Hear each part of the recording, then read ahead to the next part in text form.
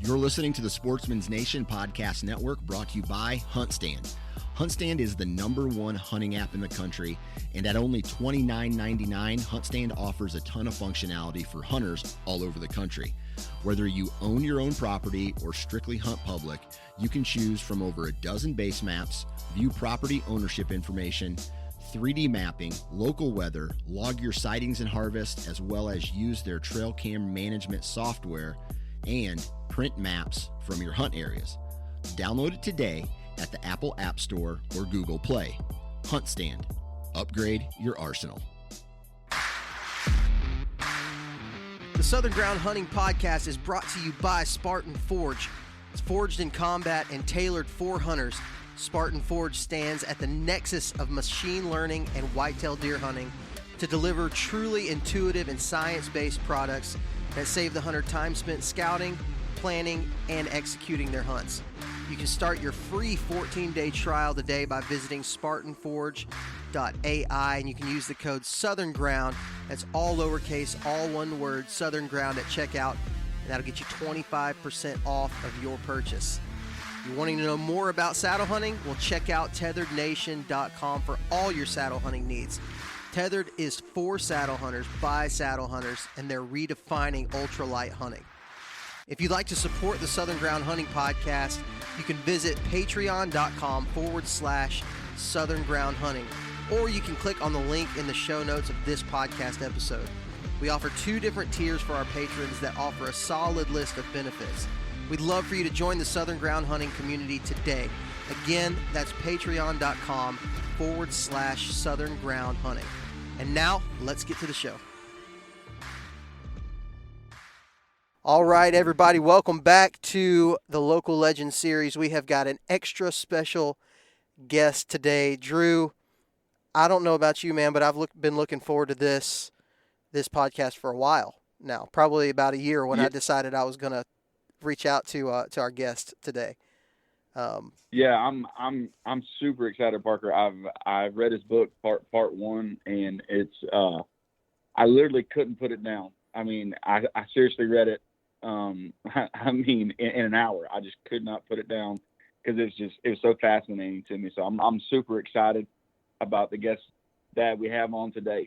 So this is something a little bit different, right? Like it's not like every other guest. Like literally, this is the first guest that we've had that would fall into this criteria. It is definitely a local legends.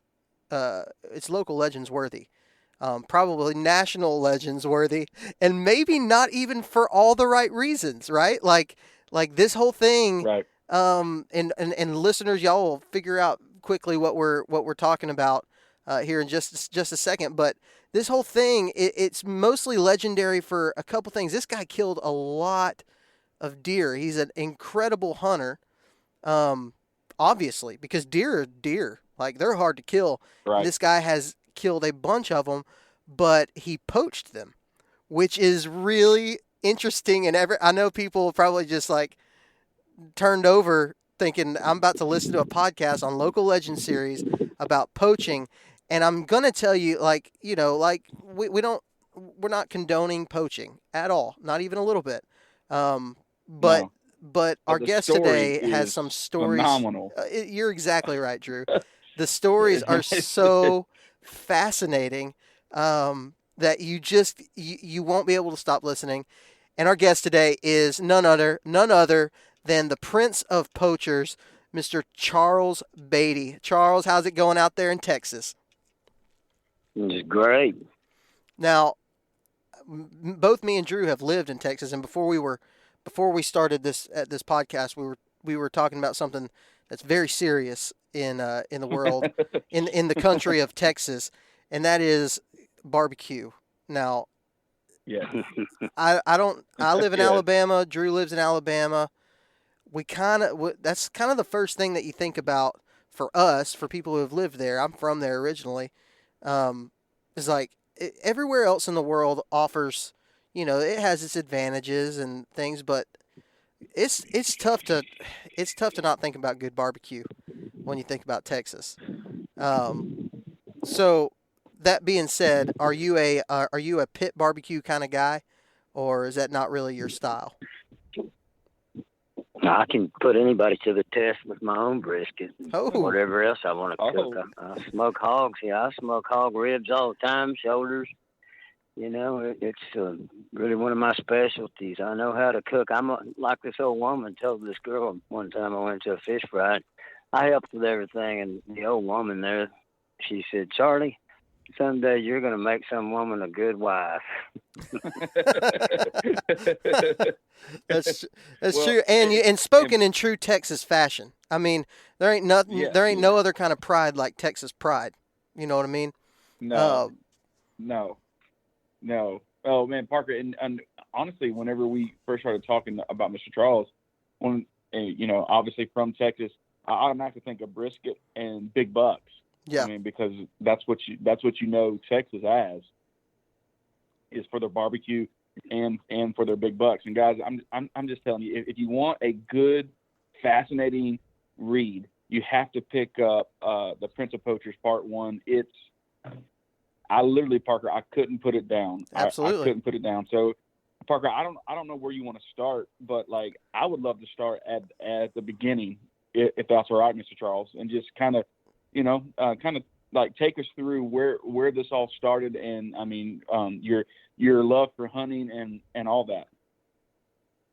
Yeah, I grew up like a lot of people with a BB gun in my hands and went on into a taxidermy job at about age 14. And I had already taught myself how to mount birds with the old JWO wood supply, and taxidermy lessons.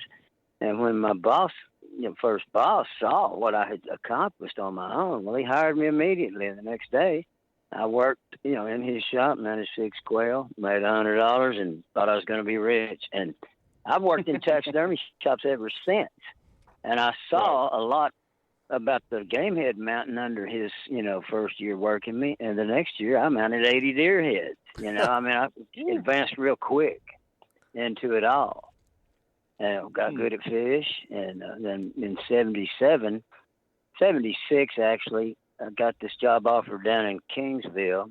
And it took me right into the heart of the King Ranch, and that's what I went for. I went down there hopefully going to get a connection and an invite to hunt the King Ranch legally. It didn't work out. The professor introduced me to all the local bankers and stuff and other big shots and great hunters, gun shop owner, and, they liked me. But I couldn't break through that barrier with the King Ranch and get invited. And it wasn't too many months later, that professor that moved me down there, he lost the lease on his downtown location. And we moved in with the major taxidermy there and joined forces with this big shop. And at that point, I began to meet and know all the local outlaw deer hunters. I mean, there was plenty of them. And they talked me into going. After I gave up on getting invited to hunt the King Ranch, I fought the politics as long as I could, and then I gave in. And I went and started jumping the fence with some outlaws there, and then I got a real close call on some cattle roundup going on in an open grassland pasture, and had to spend about 4 hours in a cactus I dove into to hide, and horse riders and helicopters all around me, and that shook me out of the King Ranch on that grassland hunting. I said, I won't ever be back in this. I got to find a better place to do this. So I ended up meeting a man in the taxidermy. Can I interrupt you real quick, Charles? Go ahead. Yeah. Because I know what a lot of people are probably thinking right here, and you kind of breezed by it because that was your lifestyle. That's what you did, and you've told the story a lot. I get that, but tell me a little bit about the time. You said that was in the 70s. What was the what were you going to be charged with? What was the penalty for being caught poaching versus the cost that it would actually cost to go and do it legally? Yeah, this was all 22 to 44 years ago. So 44 years ago, the charge was actually simple trespassing. And they didn't even have the hunting without consent of landowner laws that they have now. And over the years, those fell into place. And then they stiffened and they went from, a Class C misdemeanor all the way to Class A in my latter years. And the year I was caught, the next year it became a felony here in Texas to hunt without consent of landowners. So there's your penalty phase, and that took place during the 22 year span that I was doing all my outlaw hunting in. Now, I'll throw this in real quick. After killing 41 bucks with me and my friends total, I had killed 18 of the biggest whitetail deer anybody my age had ever thought of shooting, and I was ruined already, but I came back satisfied to a degree to Fort Worth, and my boss talked me into going to church with him. Well, he got me in church, and I fell under conviction, and, long story short, my dad preached 10 years, my grandpa preached 54 years. I heard all those songs when I was a kid growing up till about 11 or 12 years old. And it just struck home. I mean, it struck a chord in my heart, and I was convicted. I knew at that point, all right, what I've been doing is wrong. I mean, not just outlaw hunting. I was drinking and dancing and living it up. I didn't, went after all the women. Nothing about my life was right with God. Mm-hmm. And so I ended up going to that church 3 weeks in a row with him, and, well, that was just more than I could stand. I went down to the altar and got saved, and my whole life turned around. I stopped poaching. I didn't even feel the desire to go anymore. I was addicted to it after that first 7 years. Well, I didn't think it would happen, but I lost interest in it. And I even got under conviction to a point. It's strange what happened next, but one day I was sitting there in my shop, and I'd been feeling it for, months. I even asked a game warden what would happen if I turned in my heads, because I felt led to turn in my deer heads. He said, sound like to me, Turkey, you dug yourself a mighty deep hole. He didn't have any sympathy. He just, hit me hard with that, and I had to think it over some more. One day I'm sitting there, and I went into this zombie-like trance. I heard the Spirit of God say, get up and go in there to the phone where you've got the game warden's phone number written on the wall and call him. I want you to turn in all your heads. I was like in a trance. I got up, I walked halfway in there, picked up the phone, and I started to dial the number, and I just locked up. And about an hour later, this friend of mine came by as a real strong Christian, and he said, what? He said, the Holy Ghost told you to do something, and you didn't do it? And I said, well, that's what I was thinking. And he said, man, get on the phone and call them right now. So I did. And the next morning, they came over there and picked up all my heads. I turned them all in. It flipped everybody that knew me completely out.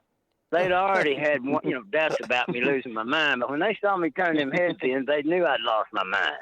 But like I told the guys on the Alabama Sportsman's podcast, I said, you don't lose your mind like everybody thinks you do. Everybody just thinks you do. You stop doing what you used to do, and you start doing good things and straighten up your act. And so I didn't think I would ever go back to the poaching. But I had this backstabbing buddy that I was training there at the shop, seduced my wife into an affair.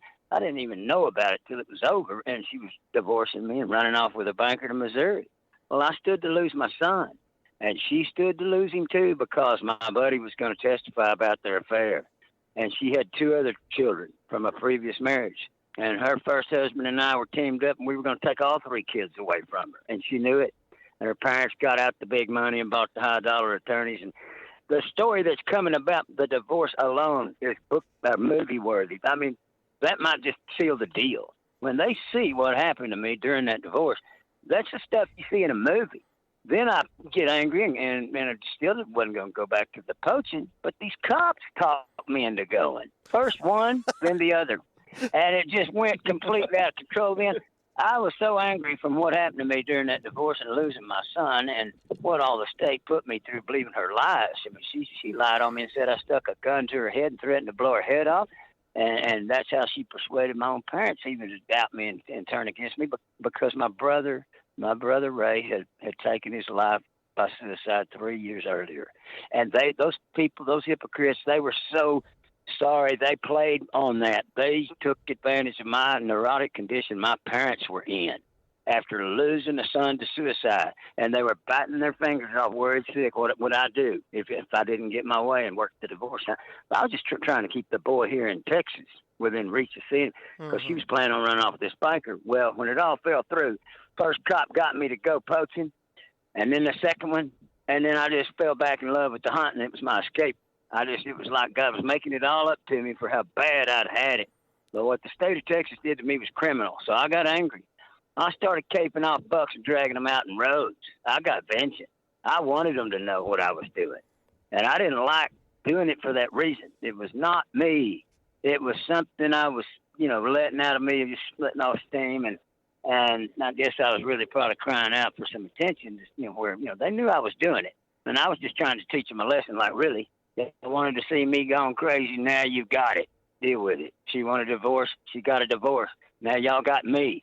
I was angry with the state of Texas, the laws, the system, the FBI, the CIA, everybody that's, supposed to back up someone having their child kidnapped. They didn't help me any. They left me hanging. I lost my son. I'm still real angry about it. I'm fixing to get my vindication 30 years later, and I'll have the last laugh about it. But I have been reunited with my son. I've been, aware of him and met him for the last 8 or 9 years. But we're still unable to build a relationship like we're going to, but it's going to happen. We just need time, and I've got to finish this second part of my book and get my story out there and make a little money where I can spend time going doing good things with him. But I ain't kidding you. I did stuff to get attention. And the game wardens were finding the deer I was caping off and dragging out in roads. And, they set out to get me in a manner that was just unequaled from the past. I've faced this old man named Tom East down there for years, and he would put up helicopters, and he'd get after me something fierce. But when the state realized I was hunting again, they got after me even more so. Manpower, troops on the ground, men on the ground trying to pick up my tracks and find me, find any camps I had. They were watching the perimeter, is why they never got on to me for that 8 of the first 9 years I was back at it. Because they were trying to figure out where I was coming in and going out, and they weren't able to pick up a trail there. I was hunting so dead middle of the county, they didn't have a clue. If they just searched the whole ranch, they might have found some tracks, but they underestimated the level I was penetrating that whole county. Talk about that for a second, Charles. They weren't even, if you can. Talk about how far you were going. Across my track. How far were you going in when you went to hike in? I had a camp 14 miles deep. I had a camp 17 miles deep to the northeast of there. And like I say, they were looking for me in the white of the egg. I was hunting inside the yolk. They didn't have a clue how deep I was going in there. So tell us about these ranches. For people who are not from Texas, they wouldn't be familiar with the King and the Kennedy ranches, about how big they actually are. Whole counties. For instance, the King Ranch used to be 5 whole counties, and then it got split up when, the generations began to marry off and, separate, get hostile with one another. But they married in different directions. Some of the Clayburgh daughters, there were 5 of them, and I think only one of them stayed with T.O., the brother. And I know they had 2 brothers. There was T.O. and another one. Well, the one girl, I think, married Perry Finger. Leslie Finger was the one that stayed with them. She was the Clayburgh daughter, stayed with them. The other 4 daughters married and took other counties, split the whole thing in, basically mostly 5 pieces. But no, Bobby Shelton married one of those Clayburgh girls, and she stayed there. That was it. There were 2 of the daughters stayed with the foundation of King Ranch. The other 3 married Tom East, Robert East, and someone else. I can't remember now what the connection was there. But anyway, the Kennedy Ranch is a whole county itself, and it's got the massive live oak more than the King Ranch. And then when I found that through a man that came in the taxidermy that owned a section of land in the middle of the Kennedy, after I saw how safe it was down there and how great the hunting was, there was no point in risking it on the King Ranch anymore. We hit it a time or 2 at night, rattling at night, and in and out before daylight. But one hunt we did spend a whole day in a brush pile by this old lake, listening to an old hand, some foreman or something, and they're repairing broken boards in the walkway on the pier in that lake. But that's a hell of a story. It's but probably the only time we significantly did any damage to King Ranch deer, because I had gotten that close call and didn't want to go back in that open country. But, I did some road hunting for a while there, but then I realized how dangerous that was. Road hunting is the most dangerous form of outlaw hunting you can do. They're going to get you. It's just a matter of time. I have talked to several people out in West Texas that do that often. Growing up, my dad's a pastor as well, and so you'd meet people who had similar stories, and you'd meet people that had the similar stories to you. As there are groups of guys who go out and do this, and in Texas, spotlighting for hogs, rabbits, varmints is all legal, and deer get in the mix of that pretty easily. And so you'd see somebody with a similar story, they grew up outlaw hunting, and you're like, hey, where'd you kill that deer? Oh, we were driving around at night and it ran out in front of us. And it's like, and so we shot it. Like, that's just, people don't understand that it's not right. It's not good, but it's fairly common there in Texas, with those big, giant pieces of private property, especially. And I think I heard your story the first time, and I wasn't, I was blown away by the stories that you had. But, growing up in Texas, that was something that I knew existed. But for guys who might not know, explain, you said there was a group of people that did all the outlaw hunting around there. It was a pretty, it was not irregular. It's not just for you. There was a lot of people. Talk about that group and like how y'all communicated together. Did y'all hang out? Like, was it your friend group? It's funny because at that time, Hank Williams Jr. came out with Family Tradition, and it was so apropos. I mean, I met all the second generation of outlaw hunters, and they were just a family tradition of it. And I mean, they celebrated it every year. Like, we own that land just as much as the King Ranch did, and they felt that way. Being born and bred down there, their parents taught them that. They lived off the deer year round. They didn't just kill them in the rut, shoot the big trophies. They lived off the deer and the javelin and the hogs and, the turkey. They lived off the bounty of the land. They grew up doing it. Their great-grandpas probably did it. Yeah. So it just swept me right into feeling just okay as all get out about what I was doing. It was no big deal. And it was a $27.50 fine if they caught you. If you shot off the road then, it was a $35 ticket. That's crazy. Now they take your truck, they take your house, they take everything you got. That is wild to me to think about $35. I mean, if you slapped a $200 ticket on there, that's still such a small price to pay to go and do something. I mean, out there anymore in Texas, you're going to kill some of the deer like you were killing, you're going to spend $15,000 to go and kill a buck like that. I mean, they're not cheap. Easy. They're not cheap. You may not get one worth that and go back and have to do it again and again. Finally get the deer you want, get your dream buck. So you can throw $50,000 out the window and you might still not have the one you really want. Exactly. It's a shot in the dark. I think people need to understand that times were different back then. Tell me this, Charles, if the fines were as stiff and everything was as stiff back then as they are now, would that have been something that you would have been willing to risk? I wanted one so bad I probably would have. And if I'd have got away with it like I did, it would have probably led to a career in it, just like I lived. I mean, I can see how someone at 20 years old right now, they might just count the cost and say, there's many a slip between the cup and a lip, like Billy the Kid said, and go chance it. But play the odds. It's like Vegas. It's gambling. The odds are they're not going to catch you. But if you keep it up, eventually they will. Yeah. They might get you on the first time, too. I know one guy that went across the bay in a boat with a friend of mine while I wasn't poaching. I had just gone back to poaching a year back, okay?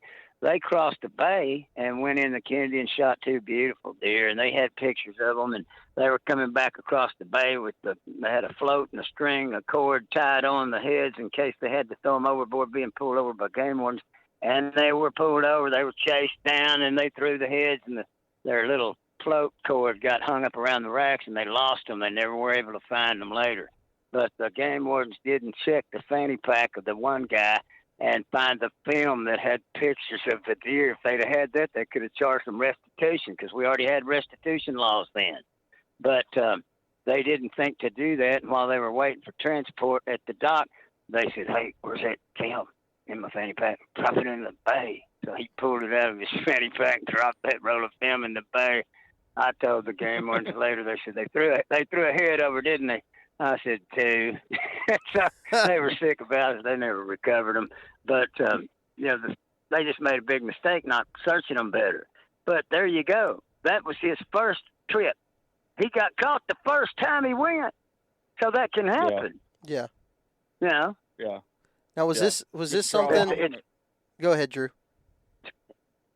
Well, no, you can ask Parker, because I want to. There's some stories that I want to ask Charles about. One of them is the big 30-inch buck, Charles, and then the one where you walked up on the 5 huge ones there, and it was in part 1, and it was a big 30-inch buck that you said with double drop times. And then also, what's the most deer you've ever rattled up in the Kennedy in one day? So can I interrupt you, Drew? Because I want to get to that. Okay. And that was kind of where going, Parker, so. Were you talking about rattling? That was going to be kind of my next question. Obviously, you mentioned at one point that you had killed 41 bucks off of there. It's a large number. Whether we don't even have to know how many it is. It's a large number of very big Texas whitetails that you killed off that place. And that doesn't include the amount of does that you probably killed for meat out there, hogs, turkeys. I mean, there's a lot of animals that probably were killed. But you could put me in a whole bunch of different places, and it would still be a test of my skill to go and kill a buck like that. Because mature bucks are smart, they're weary, they're always on their toes, they're smart. What was it that you were doing, Charles? Well, I'll tell you what happened to me. I think 6 of the biggest deer I've ever seen in my life got away. So that shows you the difference and the differences in them and the smaller deer around 150, 155 bucks. The minds are sharper. I'm telling you, the bigger the deer, the more brains they got, the more careful they are about letting that big rack be seen. It just goes hand in hand. There's no question about it. I had an opportunity to kill this big old 185 10-point, and I let some nail guy win me at 500 yards, and when I topped the hill, he left. This 160 buck stayed there. That shows you the difference right there. In a 160 and a 185, the brains are different. They're smarter. And I figured out the next morning that big one had been being shot at by some guides breaking perimeters and hunting the Holy Land where they weren't supposed to be. They came down in there and they popped shots. And I knew then why he was just that extra edge. He'd been pressured. He'd already been shot at. They'd been hunting that deer. They'd missed him before. And so he knew to leave when any sign of any kind of, heat coming down. When them nail guys spoke, he knew it was time to leave the pasture. He was in open country. He knew it was time to get out of there. What was your tactic of finding these deer? Were you just doing a lot of spot and stalk glassing? Were you what would you say was your main thing that you were doing out there? 99% rattling, staying in the heaviest brush I could and rattling. I like to hunt what I call the border country. This might help some hunters. I would find that the deer were greater in number all along perimeters. If you could find brush that had open pasture and hunt those edges, just work your way up and down them, that's where there's more deer population. That's more territorial boundary. Anytime there's a clearing, there's a boundary line all the way around it, and that huge mass of live oak, I hunted the southern edge of it. So I had the perfect scenario of that. I had it where they were guarding for all the does in and out of that open pasture, feeding and grazing at night.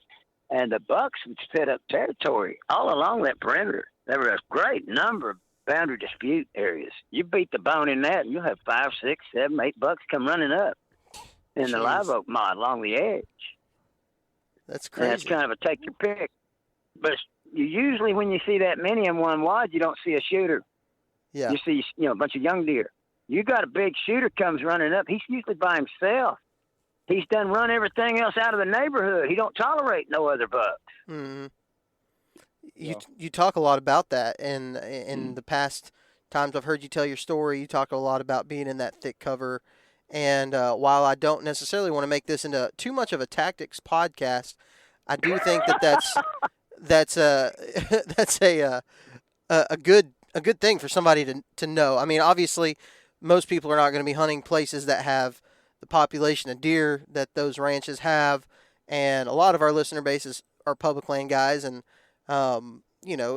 deer are a lot more pressured and more weary about what they do. But the same thing seems to hold true is big bucks like thick cover, always. Like they love that thick cover no matter where you're at.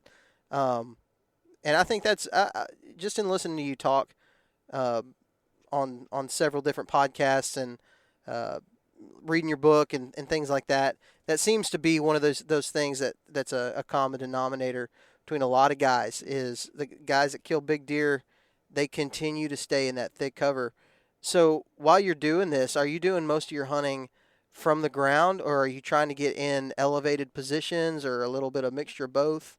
How's that working out for you? No, you just need to get a view on the downwind side of you. You need 40 or 50 yards clear to see pretty good downwind of you, because they're always going to come downwind. There's never a time a big deer won't circle you 40, 50 yards downwind.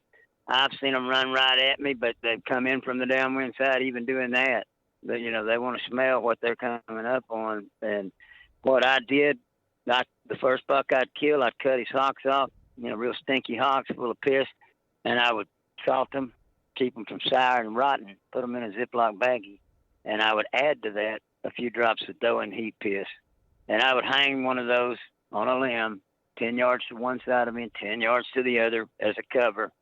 And when they smell that, instead of circling where they were going to get the wind on me, they'd turn and come right upwind at that scent. That's exactly what they were looking to smell. When they smelled it, they'd turn and beeline it. That'd keep them from going to where they could smell me at all. Then they'd run right up to me and look at me at 5 yards. They'd be on me before they saw me. I have good cover around me, but I'd be able to see downwind 40, 50 yards. That's the most important tip I can give any hunter. You got to be able to see downwind when you're rattling. Yeah. Yeah, and for me, I haven't had a ton of situations where I've rattled successfully, maybe not even in Texas, even in that West Texas brush country up there, but you're exactly right. I think there are some factors that definitely went into play for you that helped you be successful. Now, Charles, was there other guys out there that were doing it as much as you and being as successful? Obviously, don't mention their names or anything like that, but there were some other great hunters that killed great deer all around deep South Texas, but I just happened to have the inside scoop on the Kennedy. I knew that ranch. I mean, shore to shore, highway to the Intercoastal Canal. I hunted the whole county over those 20 years. I knew the depths of it. A lot of people, had they known what I knew, they would have went back there. They would have stayed longer. But a lot of people hunted the first 5 and 6 miles, but they didn't penetrate the ranch another 10 to really see what was there. That's crazy. That's crazy to think about. During that last 9, during the last 9 years that I was, back to poaching, we brought 75 more big deer out of there. 9 years to do that, but that's a lot of trophy bucks under one. Like these 2 cops I took were bragging, saying how they shot great deer. And it was funny because another outlaw buddy of mine, he's the one that provided the backpacks so we could go on the first hunt I took the cop on when I came out of retirement.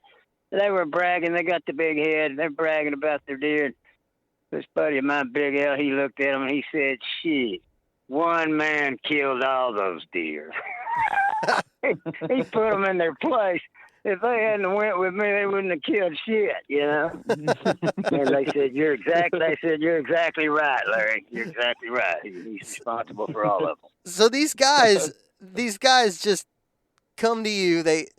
I want you to tell that story because that's so crazy to me that these 2 guys that are cops are the people that got you back into poaching.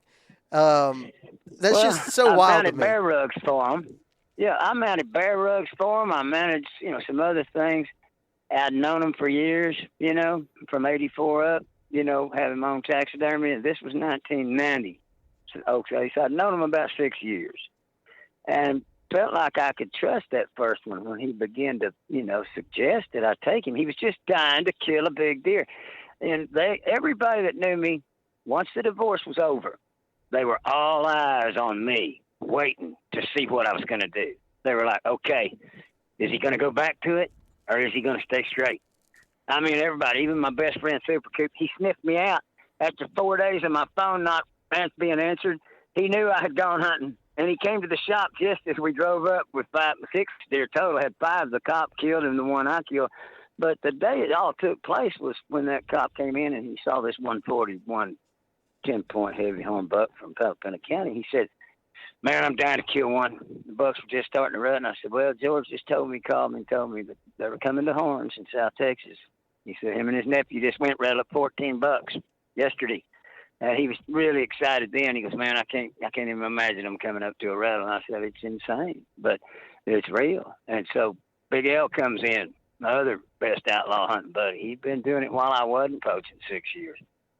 And so he starts saying, look, I'll give you my backpacks. I didn't have any backpacks anymore. He said, I'll loan y'all my rifle, give you my backpacks. And the cop had a bow. And we ended up taking his bow and going after Larry talked me into taking it. And, what was funny, I'm going to tell this later. This is hysterical. I didn't understand how they had such influence with the chief of police. He was on duty when he came by the shop that day. And he said, I've got 2 days off starting tomorrow. And he said, let me go talk to my chief, see if I can get 2 more days off to make the hunts. I said, we can't go down there and back 2 days. We need at least 4 days. And we'll have to drive all night, hunt those 4 days, and drive all night coming home. And that's what we did. But he leaves my shop in a squad car in a uniform. He comes back in about an hour, and he said, I got the 2 extra days we need. Let's go. Well, long story short, I was confused. I was like, man, he had to have said something that chief would approve of him having that extra time to go on this deer hunt. I didn't know what it was, but when I took the second cop, I found out. The second cop got in there with me, and he started telling me this story on the chief. Him and the chief used to be outlaw fishermen. They hit Squaw Creek Lake down here on bicycles with inner tubes and scuba flippers, and they were cornered by a game warden. And the game warden said, all right, I've got y'all. He said, what do we do? He said, just start swimming towards the bank. He said, all right. So this cop started swimming towards the bank. Chief pulled out a cigar out of his pocket, and he pulled the plastic wrapper off of it, bit the end off of it, and said, now, we're going to chalk this one up to experience.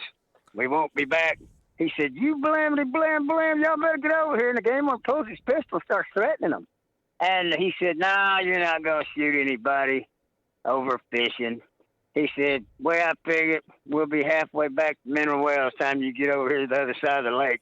And he cussed him a bunch more, and he just paddled real slow over to the bank. And they took stringers, 8 and 10 pound bass out of there you couldn't hardly drag. And he went over the hill and joined with the other cop. And the other cop said, what are we doing? He goes, run. He goes, why didn't you run to start with? He goes, I wasn't giving that game warden the satisfaction of seeing me run. He was the chief of police. You know, that just goes to show you there ain't no line drawn in the sand. That old black warden, Malcolm Watson, that came serve the warrant on me on an antelope, he said, there ain't no line drawn in the sand over who'll poach a deer and who won't. He said, I caught bankers, doctors, lawyers, preachers. And I said, have you caught the Pope? He said, no, but I'm looking for him. Nobody can pat themselves on the back and say they would never poach. All these people that attack me and say that, let me tell you something. The Bible says, let no man boast about where he stands today, lest he be the next to fall. That's just like my ex. She was so proud of her morality, and she humps my backstabbing buddy 4 months. She was the next to fall. Here they were patting themselves on the back, running me down, and then all of a sudden her panties grew wings and flew across the bedroom wall. You know, temptation is tempting for everybody. There's no line drawn on who'll sin and who won't. We're all subject to it. Yeah. You know, but for people to say that I'm a sorry scumbag piece of shit for being a poacher, that was all, over 22 years ago. It was up to 44 years ago when it happened. And they act like it was yesterday on their lease at night, and I shot the deer off their feeder. I got news for them. They need to quit flattering themselves. Their lease and their deer, neither one big enough to interest me, So I never shot deer off people's lease. I hunted totally unhunted whole counties. That's It was like, Yeah. I mean, they asked me why I did it, why I went there. It's like asking Dillinger why he robbed banks. That's where all the money is. I went where all the big bucks were. It's that simple. Do the math. I don't even know where to go from there. You Oh, caught me. I do. You caught me, Charles. I do. I don't normally have a lack of words, but after that, I don't even know where to go. I got one. Yeah. I got one, Charles. You were so. I mean, and your book said it. You were so addicted to killing these deer. You actually bought bullets from Kroger, didn't you? And yeah, the homemade reload. Yeah. Yeah, the home. Yeah, could you tell everybody about the homemade reload? Yeah, I had some burnt brass, but what happened? This front came in ahead of what they said it was going to on the weather. That happens a lot. Those fronts down there, they come sweeping in out of the west, and they're talking about it coming in from the north and the temperature drop. But what happens is the whirlwinds, it circles in out of the southwest, and when it hits, that's when the rain takes place. And all it takes at that time of year is for the deer to go into a frenzy again and come to the rail good is once it rains. It'll cool on down the next day or two, but once it starts raining, they're nuts. They're rutting like hell again. Well, I let myself get caught off guard without any ammo. I mean, I had zero, no shells, no rounds at all. And I said, well, I'm going to run up to the pawn shop. They're not closed yet, but they were. They just closed. And I said, well, I'm going to go to the Kroger. They got a little gun department there, a little sporting goods department. And it was open, but I didn't find 7mm 08 shells. I found 7mm mag. I saw primers for some reloading. And I said, well, and they had the 7 mags. I said, I'm just, instead of buying a, deal of powder and not knowing what I'm doing, what powder I'm putting, I'll just take the powder out of the Magnum and I'll pull those 10 grain heavier bullets and I'll put them into my brass. I'll reboot my brass with primers. And I did. And I took a little C-clamp and I rigged up a little countersink hole on a piece of 2x4 and I C-clamped the old primers. I punched them with a nail set and then I C-clamped the primer back in on that piece, pressing it against that piece of 2x4. And then I just pulled the bullets out of that 7mm mag. And some people think I broke the seal. I broke the round of the bullet, but I was very careful with them, pulling them out with a rag around them. I don't think I made them into an oval and lost have air blow around the gas and escape around the bullet. I think I kept them in pretty good shape. But the powder in a Magnum shell, come to find out, is a slower burning powder for full ignition on that larger amount of powder. So you get full ignition before takeoff. That could have been part of my problem. Also, I wasn't good at crimping them. I took these little old side cutters and I crimped them the best I could, and little needle nose pliers on them and stuff. But I may have filled them so full there was not enough airspace for ignition. There's a number of things could have happened, and they were 10 grain heavier than what the factory ammo cost for on that 7mm 08. So I went hunting. I mean, I made my shells and called my ride man and said, get on over here. I pulled it off. I made some shells. I'm going hunting before that rain hits. And he takes me. And I had problems. I crippled up a 20-point buck first, and I circled on around to the south end of this clearing, and there was this 16-point buck. He was a 171-inch deer. And I shot him up. And the same thing. He ran into the brush, disappeared. And I knew I had to leave him alone, so I did. But the next day, I saw an incredible deer, one of the biggest deer I've ever seen get away in this windmill trap. And there were several other bucks, nearly a dozen other bucks in there with him, and I couldn't see a lot about most of them, but I saw 4 or 5 more of them, and they were all big too. But this one that I was trying to kill, he was a 30-inch deer on the back tines. They were 15-inch tines. He had a real forward hook on those tines, but he had handlebars that stuck out 8, 9 inches, maybe 10 inches long on each side. I could not believe how wide those handlebars were when he spooked and ran. But I was trying to get on a fence post in that windmill trap and make a perfect shot on him. I wanted to run it right through the vitals, forward part of the shoulder. And I snapped a twig, taking one more step, and he threw his head up and looked right at me and turned around and just shot out of there, leaping over those weesets, I call it, those young mesquites that were growing in that windmill trap. And all the rest of them spooked, and it looked like spring buck bounding out of there, just clearing that brush and leaps and bounds. And I knew then those giants were there, but the next day down and away from there, I checked those bullets. I was trying to figure out what in the hell they were doing. And I fired a test shot when the wind got up good late afternoon down in this area where I could get away with popping a shot and not being significant. And it was 3 inches low. Well, that evening I shot up another deer. I thought, well, I know what it's doing now. I can handle it. I wanted to see what would happen. I shot this 9-point and it knocked him down. He got back up and took off. I shot again, and the dirt flew up out behind him, so it was falling plumb off the deer at about 80 or 90 yards. They were pathetic loads. But I ended up finding the 16 point 7 weeks later in March. Specifically went way back there just to find and recover the skull. And I did. Went right to it from the last place I jumped him the next morning. But anyway, the next year, I found the 20 point. And he was in the high 160s. And he had a point broke off his rack that would have been at least another 7 or 8 inches long. I mean, that was a hell of a deer. But I plaque mounted him, Yeah. When you're killing those kind of big deer down there, you're plaque mounting 165-inch 20-point bucks that most people give their eye to shoulder mount. That is just I saw people plaque mount incredible deer. So you talk a little bit about those loads, and you kind of mentioned that you had shot and wounded some deer, and obviously you were a different person then, and you were that you were outlaw hunting and doing that stuff. I know what a lot of people are probably thinking of when you shot that many deer. Were you using the meat? Were you eating the meat? Were you getting all of it, or were you just cutting the heads off and leaving them laying sometimes? How did that all work for you? If I said I was getting the meat, I'd be lying and everybody'd know it. You can't carry a buck out after he's already spoiled and, warming trend. When you're staying 2 or 3 weeks, you're not going to get the meat. That's already decided before you go in there. What I did was purely a trophy head hunt. I ate all I could while I was there till it spoiled. Get another one and eat off of it. When you're at an open air fresh meat market, why would you want to eat something that's sour and wormy? That's a good point. I've wondered that. That's something I've never and heard you talk about before, and I wondered, if you were taking it home or doing any of that stuff. But no, there's no shame in my game. Yeah. I figured at this point you probably had no reason to lie about it. So. Right. And Charles, also too. I mean, for people to kind of understand, a lot of your hunts wasn't just I'm gonna hop the fence and then come back at dark. I mean, you stayed almost 30 days one time, didn't you? Yeah, I stayed 27 days was the longest I ever hunted. I've hunted a lot of other hunts. When I was caught, I was going to stay 3 weeks, and they ended it the 3rd day.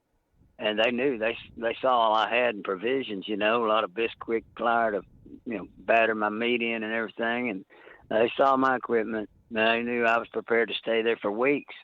I could have stayed 2 or 3 weeks on that trip. I had no plan to be picked up that trip. I was actually going to wade the bay when I got enough and cross, Baffin Bay at Site 55 and walk out of there. I had my truck parked over at some guy's house in the woods. I was just going to walk all the way to my truck. The bay at Site 55 is about 4 or 5 foot deep at best, at the deepest. You just hold your gun up over your head and wade across. The game wardens aren't going to like me telling that story, but everybody that lives down there knows it, That's the way my buddy brought this 230-inch double drop buck that his son killed. He waded him out across that 55. He wasn't going to take a chance of being pulled over in the bay. And the year before is when he'd been done that way. So he knew there was no way he could get that big deer out of there without wading him across the bay, and that's what he did. Did you have a lot of close calls, like with game wardens and ranchers and things like that? I had tons of hot pursuit, but they had no real close shot at me. I mean, I hear pressure, and then I could get miles away many times. But, when they had me in the courthouse, they asked me that question. One of them said, "Have we been close to you?" I just said, no. I wasn't going to give them the satisfaction of knowing they'd been close. But in fact, they'd almost caught me at the highway once. And it's one of my stories you've read. It was at a war horse hunt when my girlfriend Betty was getting pecked on. That guy that pulled her over, I think, was Mike Payne. He was in this little Land Rover Toyota-style truck with a camper on it. And what was so funny about that was I'm watching him the whole time from about 70 yards away. I'd move when I saw her being tailed and pulled over, and I moved about 70 yards up the fence away from this gate, the other side of this bridge, and I was watching him. And he'd circle and circle and circle. And then he finally pulled up to that gate, And me and George had cut the lock off that gate the year before and drove in there and spotlighted the shit out of the whole damn ranch. Well, that gate was hot. So he thought, well, I better check that gate, see if anybody's cut the lock. So he pulled up and he walked up to the gate and he picked the chain up. It's a chain of locks. It's about what it is. There's so many locks on it. It looks like a chain of locks. And he picked it up and he shook it real hard. He set it back down. He walked about halfway back to the truck. He's standing there in front of his headlights. And I'm not kidding you. He was confused. He pulled his hat about halfway back and started scratching his head. And I almost busted out laughing. I mean, that was one of my greatest moments. I was sitting there thinking, he don't have a clue how close he is. I'm sitting here watching him, But that's how hard it is for him to catch you. You got the advantage. You're out there in the dark. Anything they're doing is, lit up. You see every move they make. Was it mostly at night when they would come after you, or were they, after you all day during the daytime? Yeah, there was constant pursuit. If they heard a shot, and in my first 7 years when Tom East was alive, if he heard a shot, and if he had a shot reported to him, he would be there the next day with 5 to 7 helicopters. Tom didn't play. It was costing him $500 an hour to run each of those helicopters, and he'd bring 5 to 7, and he'd light that place up. What he'd do, he'd kill 2 birds with 1 stone. I've forgotten to mention this in some of the other podcasts when I talked about this, but what he'd do, he'd bring in a predator roundup and try to catch the outlaw hunter while they were killing predators. All day long, you're hearing that buckshot just going down through the air under them helicopter blades. And I could just see him up there in that bubble saying, all right, you son of a bitch, where you at? I know you're here somewhere, you little bastard. I could just see him looking for me more than the critters, But if there was 1 shot fired the first time that happened, there was 1,500 shots fired. I was a nervous wreck. I was pinned down in a brush pile all day, and I roll over on my side every now and then when I get a little distance on me, and I'd light up a joint, take a couple of hits to calm my nerves. And I had 2 heads on my backpack from the day before. I doubled. I killed 2 beautiful deer back to back, 400 yards apart. And so I would enjoy those racks for a moment while I was, smoking a little. And then here come another helicopter beelining me, and I just had to roll over and put my face to the ground. And they blow the leaves off my hair, and I just cover my head right back up with double handfuls of leaves and dirt. I mean, I was afraid they were going to shoot my head. I had a big head of hair then, and I thought, well, they're going to mistake me for a coon in the brush pile if they get a view on me and pull up, stop, shoot. They're going to shoot me right in the head. So I was in fear of my life. So it was pretty hairy. I'm confused about and I've been confused about this since hearing your story. They come at you. I mean, one could argue that Charles Beatty was the most pressured mammal on the Kennedy Ranch at this time. But over a misdemeanor. Yeah, where was it? Yeah. I'm just kind of confused. Why would they be using up all of those resources to catch you over a misdemeanor? Well, Tom East could write a check for $200 million and it would be good. Money wasn't a problem for him. What the deal was he loved those deer. Tom loved those deer. He didn't want his own mother shooting one. And he would let his family doctor, who made house calls, delivered his babies out there on the ranch, he'd let him shoot a spike every year because he told him he loved deer meat. But he did not want those giant bucks killed. The thought of it drove him insane. He was more insane about protecting those deer than I was killing one of them. And money was no object to him. That man was possessed with it. And, apparently he had a temper problem because the way he died, I think he was 60 years old. And he was on a drilling site where they were clearing this drilling site, cut down some trees, some pretty live oak. And he got mad because they were cutting trees he did not want cut. And he got real upset and fell over dead of a heart attack. I mean, he's worth millions. And, he just took all that serious. He loved that ranch. Listen, I shared his passion. I love that ranch, too. I fell in love with that piece of planet Earth. As far as I was concerned, there was no other place on Earth. I didn't want to see or go anywhere else. I want to stay right there. I'd found heaven on Earth. And that's the way he felt. I don't blame him a bit. If I owned it, I'd have been in the helicopters chasing him. I understand. Mm-hmm. We had mutual respect for that land and all the wildlife on it. It's an absolute paradise. You know, That's words can't describe yeah. the land, the game, the beautiful non-typical racks that are all over it. The most bucks I ever saw at one time was over 100 in this one clearing. You could see 100 bucks from where I was standing. Every one of them were big. They had racks. Every one of them had racks. You know, I've seen large numbers in late winter, what they call up north, they call it yarding up, where they come down out of the mountains and the timber and they get in the lowland and survive the hard part of the winter. And there are hundreds of them. They yard up, they call it. Well, I've seen them do that in the Kennedy. I've seen them go to the southernmost portion of the live oak and just turn into masses of big bucks. I've seen it. I saw 50 to 70 one morning at daybreak. They were moving north back into the brush. Had this bricklayer with me. It's that story, blast brick in the wall. And we saw this group of bucks that I'd never seen that tight, that many, that big. It was unbelievable. But they'd migrated late in that year, and it was a hard winter. And they were down there feeding on the winter weed at night out in the open, and they'd return to the brush at daylight. And we topped this hill there by this place, this camp I had called the Devil's Den, and we saw them. And we took off running, and most of them got in the brush before we could skirt the edge and get up there. And, you know, this guy with me, he just wasn't moving quick enough. And when we got to the edge, I saw this real wide, black horn, beautiful deer, and I was going, shoot me, shoot. And he didn't see the one I was talking about till it turned and moved. It just made me sick. I've watched 4 or 5 of the biggest deer I've seen get away because I had somebody with me that wasn't up to snuff. They just weren't a good enough hunter to spot what was going on. And they let them get away. I'm talking 30-inch bucks. Incredible deer. You know, it makes me sick. I started getting to a point where I didn't want to go with anybody anymore because of it. And I would take people, and they'd cost me the big one of the hunt. And it'd make me sick. Yeah. Maybe 2 or 3 on a hunt. I'm just about through taking people. Tired of babysitting. Did people just know? Did people just know this about you? Was it like just everybody knew Charles Beatty's a poacher and he's an outlaw hunter and that's what he does? It's just a matter of time before he gets caught. Was this a known thing about you? Absolutely. Everybody knew it.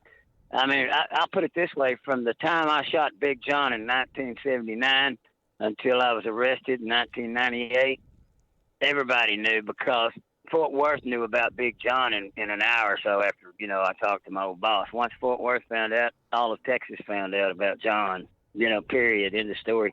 That deer did it. That made everybody aware of who I was. Do you? Yeah, and Charles,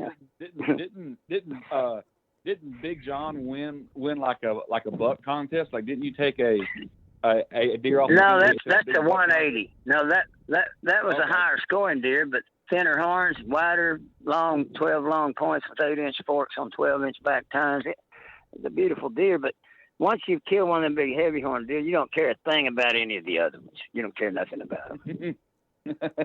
You know, they don't mean nothing. It's kind of like, you know, but it's kind of like, don't be offended by this, but have you ever been to a truck stop late at night and you can see all the women in the parking lot and you're like, they're not truckers, right? It's like everybody knows what this woman's doing out there in the truck stop parking lot. Everybody knows what she's doing, but it's like, you know, whatever. It's kind of how it seems, how your life kind of was. Not to purposely compare you to a queen at the truck stop, but right.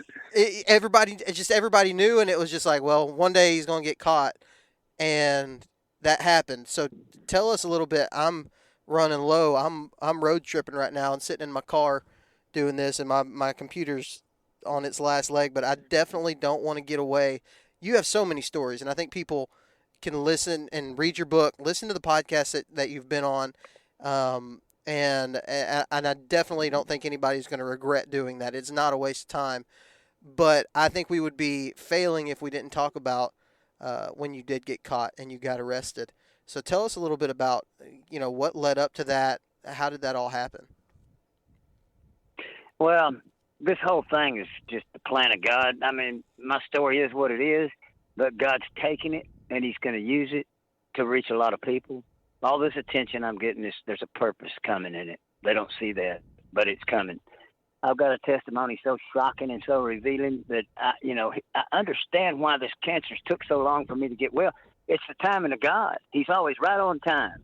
First, he gathers the big audience with the stink bait, and I'm establishing credibility because everybody hears my stories and they know this guy don't have loose screws. This guy's tell it like it is.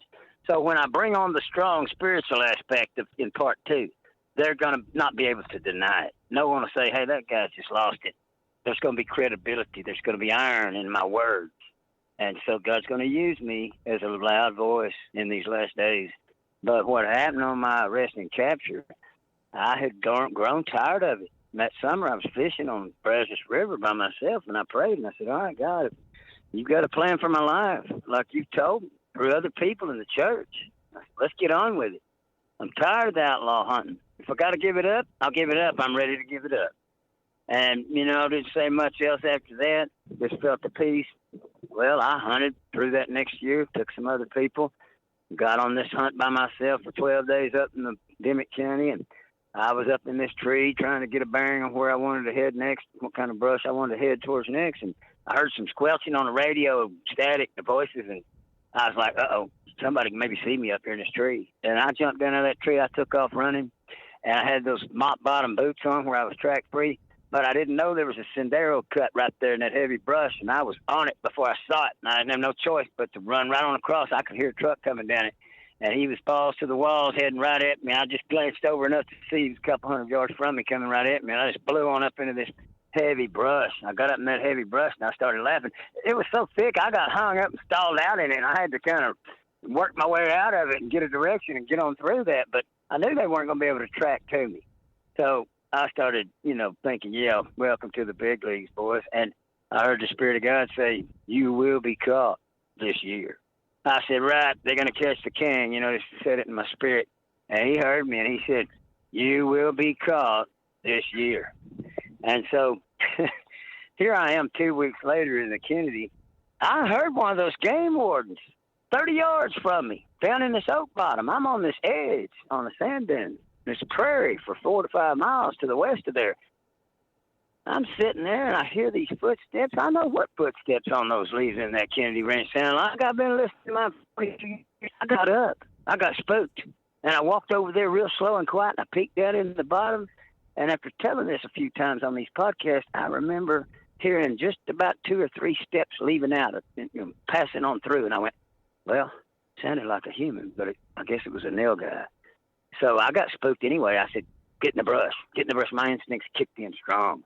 I knew. I went over and picked my backpack up, hooked it on one shoulder, grabbed my rifle. I heard the Spirit of God say, just sit back down 10 more minutes.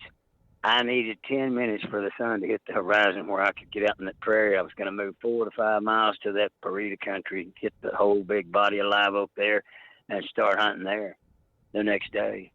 And so I kind of chimed on that. I didn't want to sit down, though. I was real restless, and I sat down.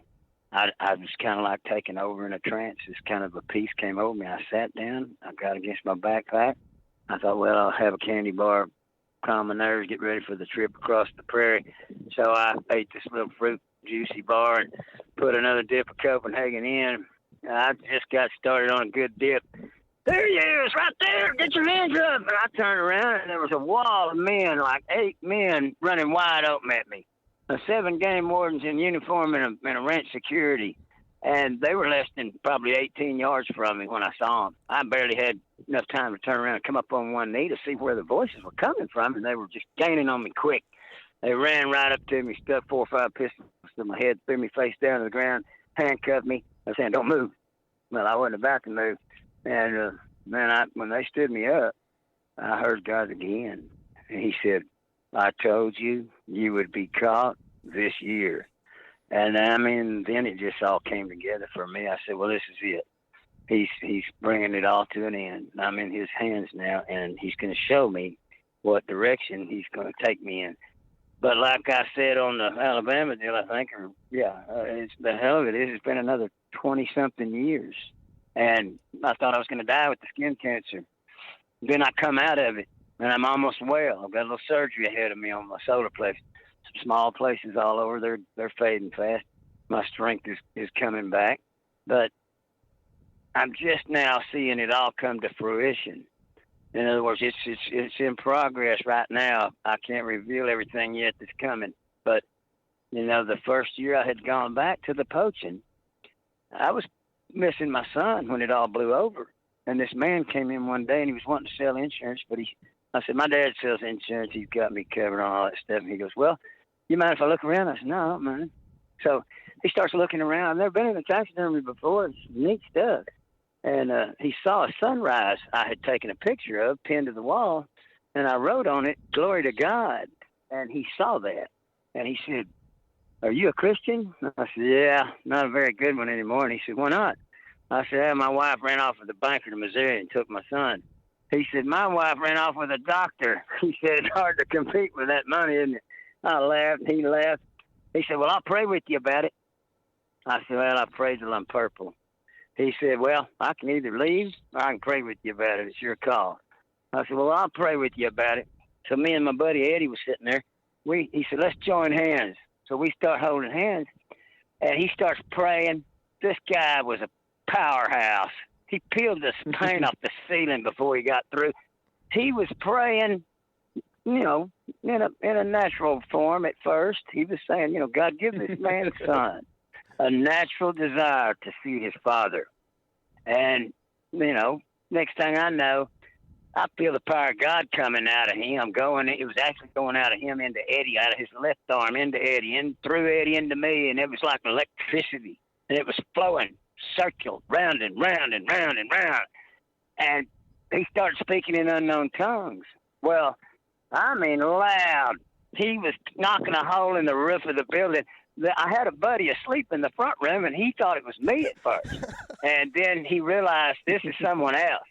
And he stayed put. He was afraid to come in there. Well, this guy winds down after a bunch of unknown tongues, and then he starts thanking Jesus and over a few times, and then he starts prophesying. And he said this to me. He said, "Yea, your pathway has been a dark and a clouded one, and you have not understood." He said, "But I will make thy pathway a bright and a shining one, saith the Lord of hosts." And then he went to praising God and all, and I'm seeing that happen now 30 years later. 30 years later, I'm seeing it happen. I'm seeing God keep his word to me. He's brought me from the background to the foreground. I've got a testimony that a lot of it was back then. Some of it has occurred since then. And I know why I went through what I went through. I know why. I know I was alluding to it earlier. I know why it's taking this long. He's allowing me to establish some credibility before I launch the nukes. I've got some supernatural stuff coming that nobody would be able to receive without first building a foundation where they see I'm not some crackpot. I'm going to be telling the truth. And so that's why the timing on it is like it is. You could say, yeah, it's just taking this long to get over the cancer. God could have healed me from this cancer in a split second. He didn't. He hasn't. But he's allowing it to come together in his timing. And when it's all full circle, and I hope I've got part 2 complete by this Christmas season, then everybody's going to hear my testimony. They're hearing my hunting stories. They're not going to be able to doubt my testimony. It's strong. I have no missing teeth in any of my testimony. It's a full set of teeth. So, everybody needs to know that. I can't wait to hear it. It's not just a hunting. It's not just a hunting story about a guy that broke the law and got away with it a bunch. There's a purpose in my story. The hunting is just a stink bait to draw a large audience's attention. So that's the name of the game for my book. That's the purpose. Otherwise it'd be a tingling brass. It'd mean nothing. It'd just be a criminal bragging on his crime. Yeah, absolutely. But everybody's going to see it. And no one's going to doubt it when it comes out. Well, I cannot wait to hear that and to read that new book whenever it comes out. And I got to say that as you're telling that story, I'd never heard you talk about the guy who came in and prayed with you and all that stuff. And I was thinking about how, and this is just the way my mind goes, Charles, so don't be offended by it. How funny would it have been if some guy had come into the taxidermy shop trying to hold a trying to bring you a dead deer and walked in at that moment and saw that going on, and y'all all looked up from the prayer and said, he's like, I think I'm at the wrong place. Turned around and walked out. Let me tell you what. Let me tell you what happened. For 3 or 4 weeks, the Spirit of God was so strong in that room in my taxidermy shop. Everybody that walked in would stop at the doorway and back up a step, and they'd say, "All right, what has happened?" They could feel it. They could still feel the presence of God in that room. That's wild. And I'd have to tell them. I would explain to them, what had happened. I mean, the power of God stayed in that room for weeks. I mean, me and my buddy Eddie, every now and then, we would say, "Ooh," and he'd say, "Yeah, I felt it too." I mean, it kept hitting us. That's wild. Oh man, that's awesome. Charles, That's awesome. I hate to cut you off because I know there's a lot of stories in there, and I have thoroughly enjoyed every time I've gotten to talk to you, and I do appreciate you coming on the show and talking to us and talking to our listeners about it. I think it's been a great episode.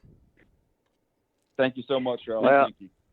Yeah, I think we're at a great quitting point, but, everybody just needs to accept the fact that this ain't what they might think of it is. It get a misconception about it in a lot of people's minds, but give it a chance, and when it's out completely, everybody's going to know there's really something big. The purpose in it was big. Absolutely.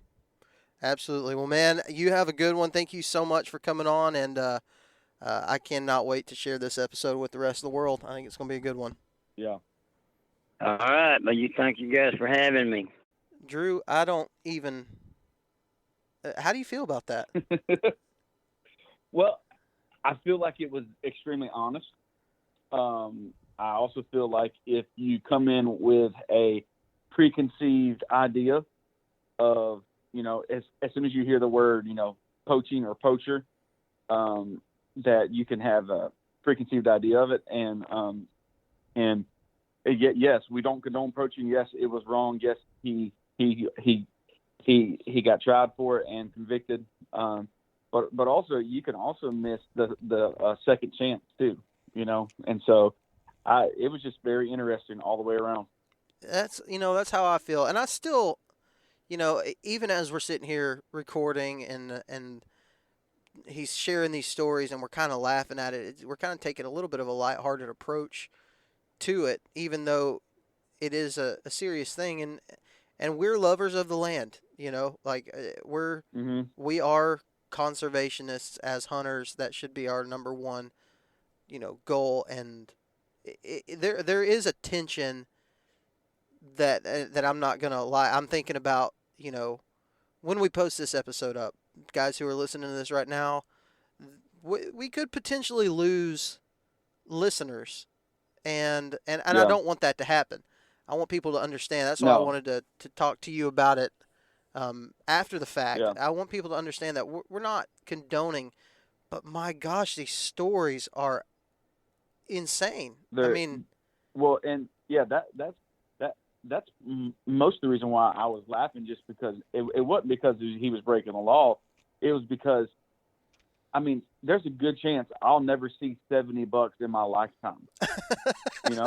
Yeah, I don't think I got 70 bucks left in me. Yeah, I don't think. And then also, when he said, he goes, I was, I'm like plaque mountain 160s. I'm like, Lord Jesus, like what are you?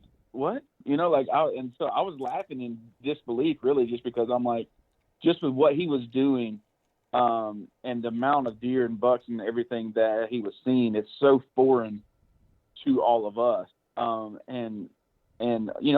at the same time too, and he was very honest, and I'm glad you asked that question, Parker, about hey, so, as a hunter, what were you doing with the meat, and Charles was honest. Yeah. And so I know there's a lot of guys, even myself included, when I was reading the book, I'm like, okay, well, so you're just caping them out and leaving them, Yeah. I'm like, I don't agree with that, But at the end of the day, you don't really agree with any of it. You can't say that he's worse. Any of it. You can't say that he's worse for not eating it than he was for already poaching the deer. He broke the law. He He paid his dues, what was due at that time, and we always. How many times do you brag about, going over the speed limit or laughing about, man, you're going 90, like, ha ha ha. That's how we view. That's how a lot of it was viewed back then, and so you have to remember the consequences just were not there. I'm glad they're there now. I think Right, of course. it's punishable, but also slavery was legal at one time, and you could. I mean, there's weird laws that even exist today, like you can beat your wife in certain circumstances, like that. They're just odd, weird, strange laws that were legal at one point, and or the penalty was not terrible, and so you just have to understand the time that it was, and the fact that a guy could go and poach a deer for $35 that would have costed thousands of dollars to do it legally. It's like, I mean, that's the state's fault, in my opinion. It doesn't make what he did right, but that's not a very harsh penalty to put on somebody for that. No, and too, some of the reason, like whether you like him or not, you can't deny the fact that he's a really good storyteller. Absolutely. And with that deep South Texas twang that he's got, and so there's parts of it where I was literally just laughing at him telling the story, just because he's got little funny one-liners and funny sayings, and so it was, man, like, but also too, Parker, there has to be some part of us too that if all we talk about is like, we just want to talk about conservation, but we don't get into like the tension part of things, and like these are people that don't agree with it. I mean, like if all we talk to are people that we agree with all the time, then we're probably not growing either as a person. Yeah, it's true. And so whenever you told me we were talking to him, I was totally on board with it. And once again, guys, we are not saying go and poach. We are totally against it. All right. Yeah, absolutely. But also, if we have to keep saying that to you in these conversations, and one time isn't enough, then I would also say you probably need to look at yourself too, and because like we're not poaching, we just want to have a conversation with a guy that did it for a long period of time, and yes, he has incredible stories, but also his story just and his life is incredible, and so we can't dismiss that too. Abnormal. I just loved it. The whole purpose behind Local Legends is normal guys doing abnormal things in the whitetail woods, and I think that this definitely fits that bill. It's the guys killed a ton of great deer, but not even glorifying that as much as just the quality of that story. And I'm sitting here thinking, like, I know how to do some short film stuff. I want to see a freaking movie about this guy. Like, I would watch it. That's an amazing movie. Yeah. And whether or not I don't personally believe that it's tall tales or anything like that. The guy's got nothing to lose. He got arrested. You can see the pictures. There's plenty of pictures of everything. I think he's a great storyteller. I would watch a movie. I mean, we watch movies about people running drugs all the time. Like, I would watch a movie about this. That's an exciting story. And I don't want to get too far into it. I think we could talk ourselves to death trying to justify the episode, and I really don't think we have a reason to justify it. I think it's a great story, and I really do appreciate Charles for coming on and talking to us about his past, and that's exactly what it is. It's his past, and I'm glad that God's not going to judge us on Judgment Day for our past. Amen to that, brother. Yes, sir. All right, let's wrap this thing up. Thank you all for listening to this week's episode of the Southern Ground Hunting Podcast. As always, a big shout out to all of our partners, Spartan Forge, Tethered, New Canoe, and Scree Gear. You can keep up with Southern Ground Hunting by following us on Facebook and Instagram or subscribing to the YouTube channel. And be sure to check out southerngroundhunting.com to pick up some of our merch. I truly hope you enjoyed this week's episode, and we'll see you here again next week. Remember that God gave you dominion over the birds of the air, the fish of the sea, and the beasts of the earth. So go out and exercise that dominion. We'll talk to you next time.